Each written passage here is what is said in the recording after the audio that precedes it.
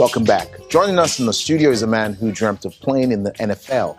His dream came to a standstill when doctors discovered that he had a rare bone disease.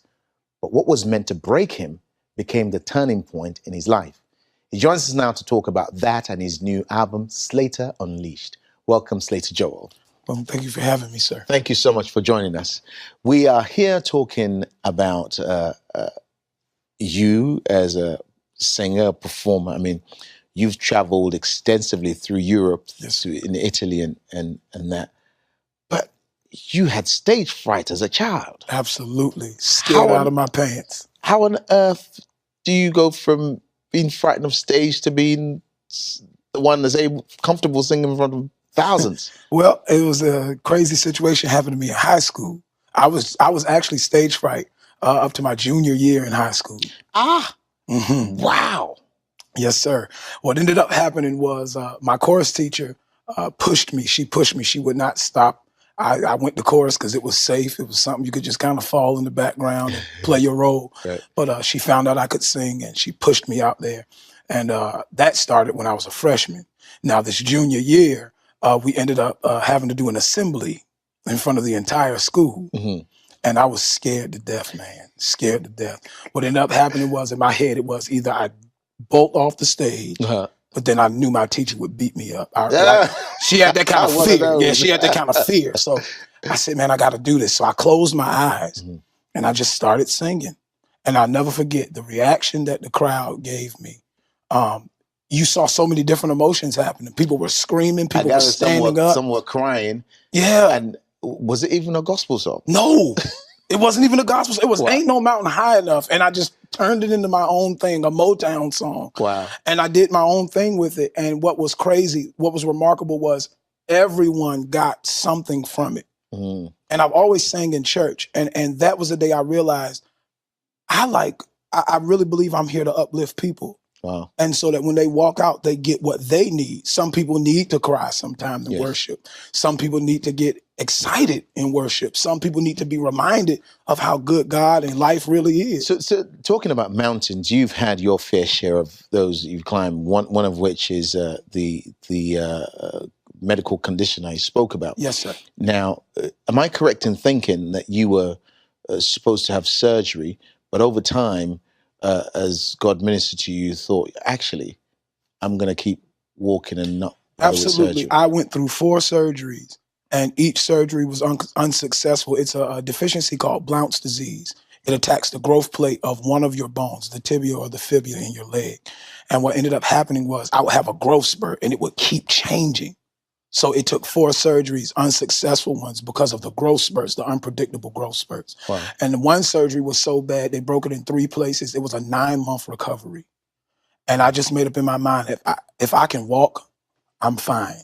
And are you at peace with where you're at? And if you are, how long did it take you to get there? Because I'm sure, I mean, normal people are like, God, what's going on? Why is this happening to me? Yes, I'm so glad you used that word normal. Because how God ministered to me was I'm not normal. Wow.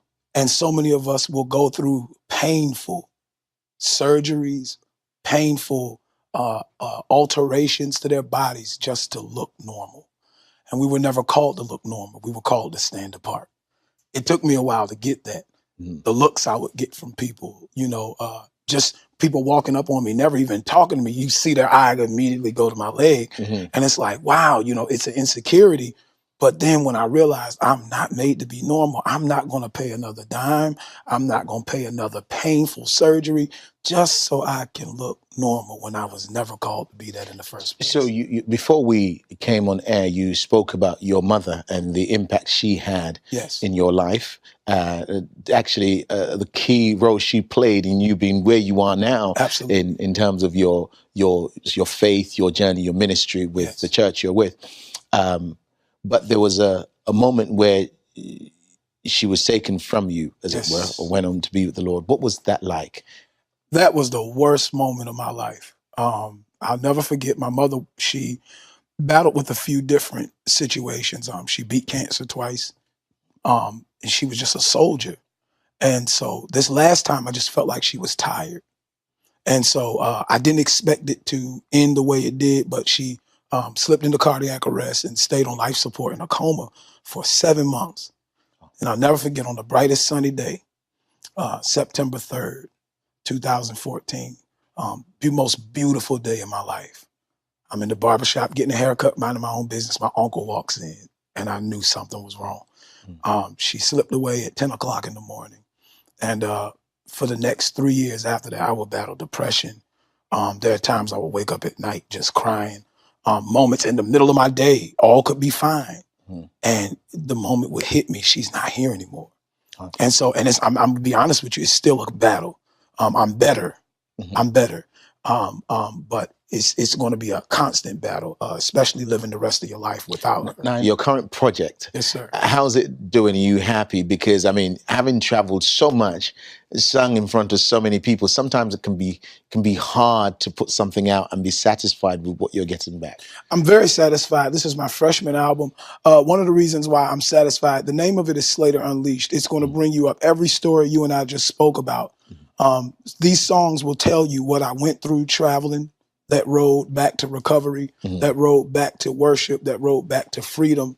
And it's Slater Unleashed because I was bound by so many things, depression, just life didn't make sense. And these songs are songs that I wrote while I was in the valley. I can't lie, sometimes it's easy to get a little weary. That's when I rewind. For someone who's going through depression specifically, which song on the album would you recommend for them to go to first? They can go to One More Time. There's a song called One More Time. If I can just hear your voice, then I know I'll be okay. Sometimes just hearing God say it's going to be all right is better than any pill you can take. Sometimes knowing that the Lord is there is better than anything that you can find to try to replace him. Sometimes I think a lot of us try to replace spiritual things with natural remedies. And this is a spiritual fight. Depression is it's a battle between flesh and spirit. And so you have to dig deep sometime just to make yourself get out of the bed. So God, one more time, strengthen me today one more time. If I could hear you today one more time. Slater, thank you so much for joining us. Thank you so much for having me. While Slater is getting set up for his performance, I want to invite you to check out our Facebook page. Drop us a line or upload a picture on Instagram. We'd love to hear from you. Remember, in Christ, the trials of life will never succeed in breaking you. They will only strengthen you. We leave you with the man himself, Slater, singing How Great You Are. From all of us at TPI, goodbye and God bless. God, we give you glory today. I thank you because we can stand with no fear. I love you, Lord. The song says how great you are. And we're going to tell them today. Listen. Nor the snare, nor the terror that was set by the enemy, nor the weapons, they won't prosper. They may form but will never harm me. God lifted a standard, then came and rescued me. Now I'm grateful, I'm still standing with the testimony. I will shout it from the mountain, how great you are. Woo! I love you, Lord. Can y'all help me sing it? Come on, let's say it like this. Know the snare, nor the terror, that was set by the enemy, nor the weapons, they won't prosper. They may form, but will never say God lifted a standard. Ooh, then came and rescued me. Say, now I'm grateful. I'm still standing with the testimony, and I will shout it from the mountain. Oh, how great you are, sing. Come on and help me sing it. You're great. You're awesome in all your ways, sing. None can compare to your righteousness, so say how great you are, I say. Yeah, yeah, yeah, yeah, yeah. How great you are, Lord.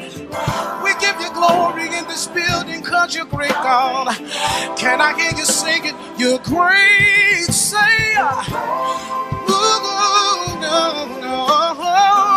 Awesome in all your ways, sing. None can compare to your righteousness, oh God. Say you're great, say.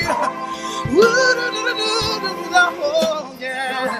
Awesome in all your ways, and none can compare to your righteousness, oh God. How great you are, say. Oh God, we give you glory. There's nobody like you, God. We give you praise. Oh, thank you, Jesus. We love you, Lord. This is why we love you, God. Come on and sing it. You're awesome. And you're marvelous, Jesus. Your splendor is matchless, Lord. One more time. We give you glory. Come on and sing it. How